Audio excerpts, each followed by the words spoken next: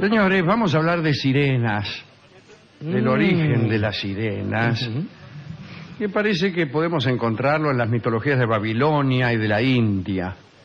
En Babilonia, por ejemplo, Oannes, que era una divinidad solar, era una mezcla de hombre y pez, mientras que la diosa lunar Atargatis era mujer y era pez dorio. Sí. Eso quizás sucedía porque en la tradición babilónica el sol y la luna se hundían en el mar al término de sus respectivos viajes por la bóveda celeste. De ahí que en ambas deidades se pudiera advertir una forma apropiada para el aire y otra para el agua. Pero no estoy tan seguro de esta especie de bemerismo en pantuflas, ¿no? El sol y la luna se hunden en el mar. Luego, no. Justificaría la parte del pez.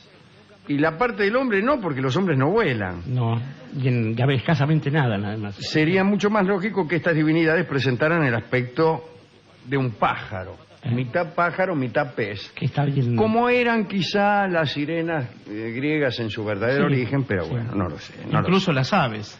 Incluso las aves eran así. Que provenían del agua. Sí, porque yo he leído un libro, etcétera. Sí. Citemos también a la mitología hindú, puesto que solía representarse nada menos que a Vishnu, aquel de las vicisitudes, con rasgos de hombre y de pez, como una síntesis entre su humanidad y su primera encarnación, que es como pescado. También había en la India unas ninfas acuáticas, medio parecidas a las sirenas, que según parece despedían una exquisita fragancia. Despedir una fragancia es un poco inadecuado, ¿no es cierto? Sobre todo si uno es mitad pescado, ¿no? No, es que, digo, consulto a nuestros amigos poetas. Cuando uno despide un olor, es mejor que ese olor nunca es bueno. No. Olores despedidos, quiere decir casi como olores exonerados. Exactamente. Son aquellos que uno los echa sin indemnización. Dejar cesante un olor es lanzarlo a la calle por ingrato. Bueno. Así que es mucho mejor exhalar. Sí. Uno prefiere que lo exhalen antes que lo despidan. Exháleme, patrón. Bueno, el caso es que estas chicas, estas ninfas acuáticas, tenían un olor exquisito, Eran expertas tañedoras del laúd y poseían el don de profetizar. Aunque eran un poco promiscuas y andaban siempre ávidas de nuevas conquistas, eran amables con los hombres. El aunque está de más. A menos que las otras conquistas fueran una promiscuidad hija de la antipatía es difícil encontrar. No creas. Bueno, pero su influencia se consideraba benéfica, naturalmente. Estas eran las ninfas acuáticas de la India. Aunque con episodios más tardíos, sirenas y tritones aparecen en la mitología griega. Los tritones eran los encargados de apaciguar el oleaje y gobernaban las tempestades. En cuanto a las sirenas griegas, bueno, ya sabemos lo que le pasó a Ulises y hemos hablado extensamente al respecto, como para seguir jorobando con el cuento de tápenme los oídos y átenme al palo mayor o algo así. No malinterpreten. Más allá de los episodios míticos, queremos contar, y este es el verdadero propósito de esta charla, algunas historias de charlatanes, disculpe la vecindad, que contaron supuestas apariciones de sirenas en otros tiempos y aún en estos. Parece, digo para empezar, que la estirpe de los Vasa en Suecia tuvo su encuentro con sirenas, una dinastía, ¿no? Se supone que las sirenas hacen favores a aquellos de los que se enamoran. Y bueno, como sobre el favor, claro. ¿A quién le va a hacer un favor? Por favor. Pero hay un detalle, no se puede rechazar la propuesta de una sirena. Si una sirena te hace una propuesta, por ejemplo, hagamos turismo erótico, pues uno no puede rechazar esa propuesta porque si no la sirena te mata. La conozco. Pues bien, el príncipe y duque Magnus era hijo de Gustav Vasa, el fundador de esa dinastía, que vivió allá por el año 1500. Cuentan que Magnus fue visitado por una hermosa sirena a orillas de un lago en Uppsala. La sirena le prometió su amor y un tesoro a cambio de que se casara con ella. Tan fea sería. debió sorprenderse mucho, ¿no? Un tipo anda en la orilla de un lago, sale una sirena. Ya que salga una sirena Ya es es raro. sorprendente. Ahora, que esta misma sirena te ofrezca casamiento y un tesoro, etcétera, es demasiado. Día de suerte. Lo peor es que el príncipe Magnus se negó. Bueno, como cualquier persona decente, ¿cómo se va a casar uno con el primer ser que se le Salga de un cruce lago. saliendo de un lago? Claro. Imagínese, usted está parado ahí cerca del arroyo Morón, sale una señorita del arroyo y le dice, casémonos. Usted le dice, no. Bueno, si le dice no a una dama, calcule una sirena que presenta al menos un 50% de inconvenientes Sí. ictiológicos, por decirlo así. No me gustan tus branquias, ¿viste? Bien, se negó el príncipe Magnus y murió loco al poco Ahí tiempo. está. Te lo dije, pescado. ¿Qué demuestra esto?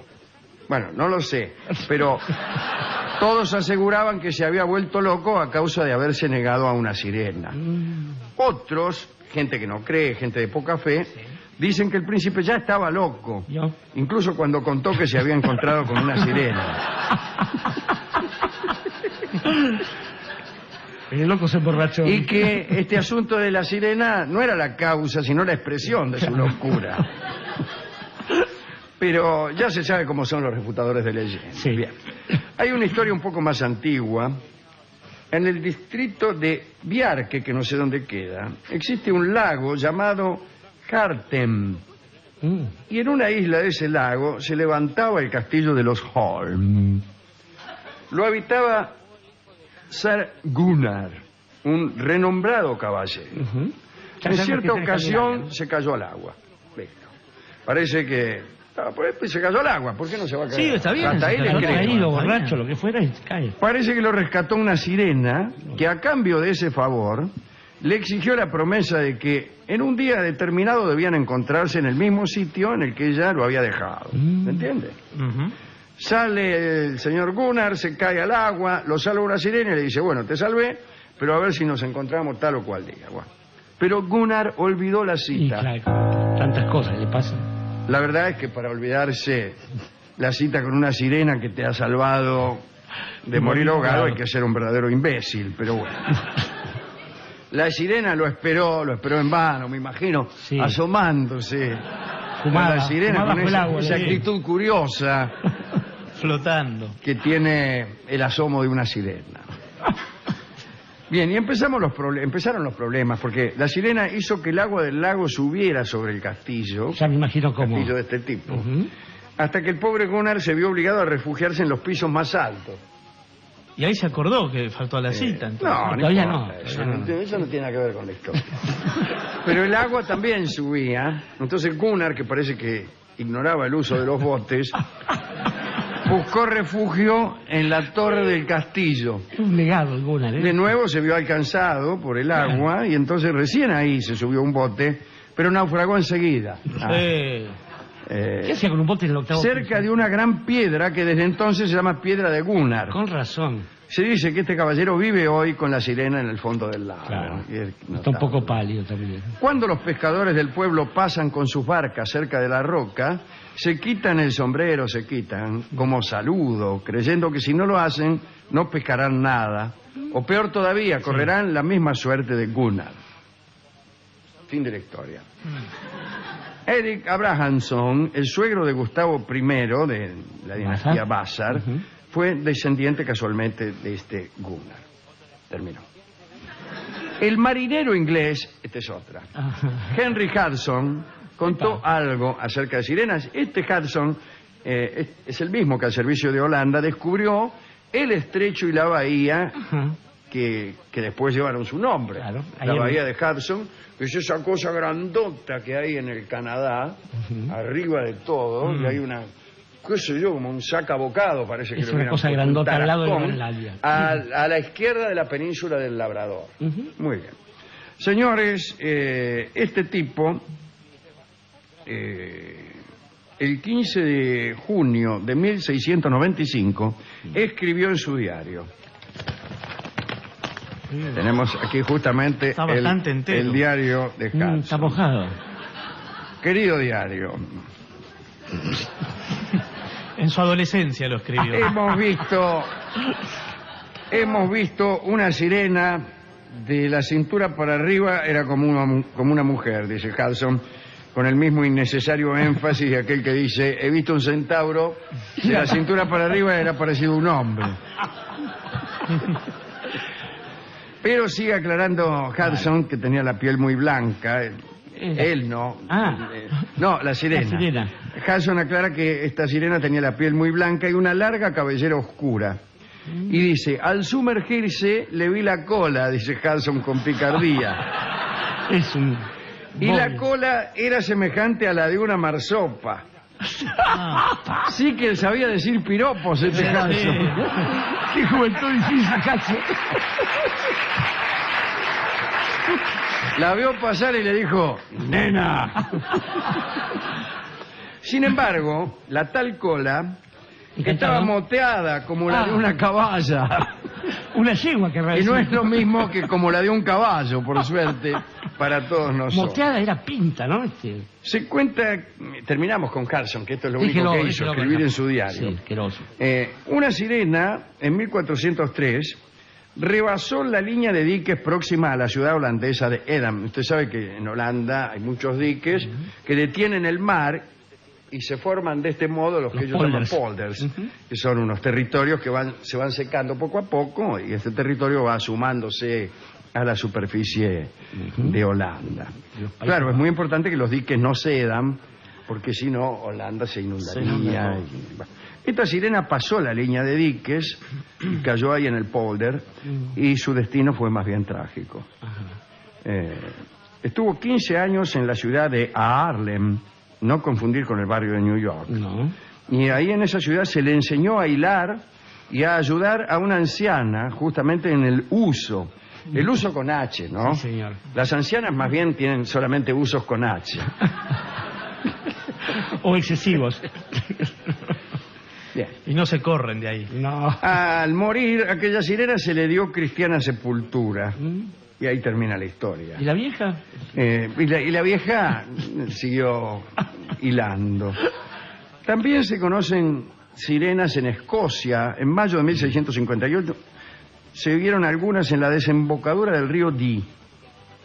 Y la creencia quedó tan arraigada que en los folletos de turismo de Aberdeen se promete a los visitantes la presencia de preciosas sirenas, criaturas conocidas por su belleza incomparable. Estaban en los folletos de turismo. Bueno, al extenderse esta creencia, empezaron a aparecer muchas falsificaciones y fraudes. Lo más corriente para fingir una sirena es añadirle la cola de un pez a la mitad superior de un mono. Bueno. Y con eso ya hacían una sirena. Me gustan rústicas. Sí. Sí. Uno de estos seres fue armado allá por el siglo XVII y despertó gran interés. En 1717 se publicó un libro donde aparecía el dibujo de una sirena pretendidamente auténtica. La descripción decía lo siguiente: monstruo sirénido capturado en la costa de Borneo. Vivió 4 días y 7 horas en un barril con agua. Producía leves chillidos y se negó a comer cosa alguna. Al conocerse la noticia de esa captura, el zar Pedro el Grande solicitó más detalles a François Valentin, que era capellán colonial holandés, que había escrito sobre el tema, y le ofreció una suma millonaria para que enviara el cuerpo de la sirena. Y el capellán supo que estaba en un aprieto. Una oferta del zar de Rusia era casi una orden. Pero el inconveniente residía no en aquella intimación, sino en el hecho de que todo lo que él había escrito sobre aquella sirena era un invento. Ajá. Entonces, temeroso de algún tipo de castigo si no mandaba nada, prefirió pasar por ignorante antes que por fraudulento.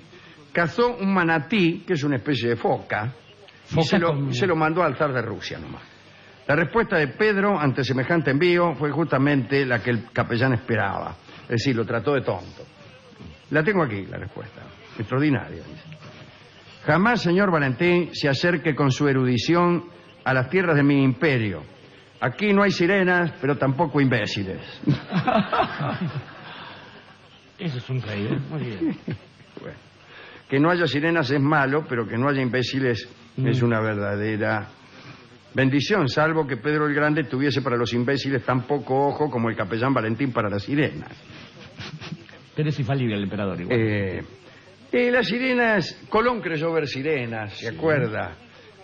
Resultaron ser esos bichos que hay en la Florida, en los pantanos de la Florida. Esos son manatíes, ¿eh? Sí, una especie de focas muy feas. Hay que estar muy desesperado para confundir un bicho de esos. No, ¿sabe qué pasa? A la manera de ese perro que está pintado en un cuadro detrás de nosotros, Sí. el manatí es uno de esos animales acuáticos que tiene dos protuberancias en sus glándulas mamarias, como usted no, Barton, digo, así como la chica Claro, de la sí, que... comprendemos perfectamente. Bien. Y esto hace otras que sirenas son las sirenas de Santa Rita. Lo que Claro. te dan con el cuerpo, con el alma te lo quitan. Pero esas son sirenas cuya particularidad está en que echan fuego por los ojos. ¿En serio? Y sus miradas queman. Claro. Sus miradas queman. Bien, es un problema eso, porque a la hora de pensar en una dedicatoria, querido Alejandro, uno debería recordar los consejos de su amigo Robert Graves, que nos recuerda que en el fondo Leucotea, es decir, la diosa blanca, que él también asocia con la Virgen María, con Ishtar, es siempre eso que él llama la mujer pez, una especie de... no es una divinidad exactamente, es una fuerza natural en la que, convive todo el espíritu femenino. Y dice Graves que hay que saber cómo hablarle a esas divinidades, por eso da recomendaciones para los poetas, y le pide que no se distraigan en las cosas accesorias, que son, según él, las que hacen los hombres cuando le hablan a una diosa, es decir, a una mujer cualquiera. Porque dicen que no se puede servir a dos señores. Muy bien, claro, exactamente. Y que el poeta debe serlo a tiempo completo, y no en sus ratos libres. Porque además uno corre el riesgo, sino de producir piropos falsos o falsas adulaciones y no reparar en lo esencial de un cuadro, como si tomando a Juana de Arco, por ejemplo, en su hoguera, él la mirase y le dijese: hay humo en tus ojos. Y Hay humo en tus ojos es el disco que el discotecario ha creído conveniente entregarnos para amueblar esta recordación de las sirenas. Escucharemos la estupenda versión del mejor ejecutante de armónica que ha existido, que es Larry Adler. Adelante.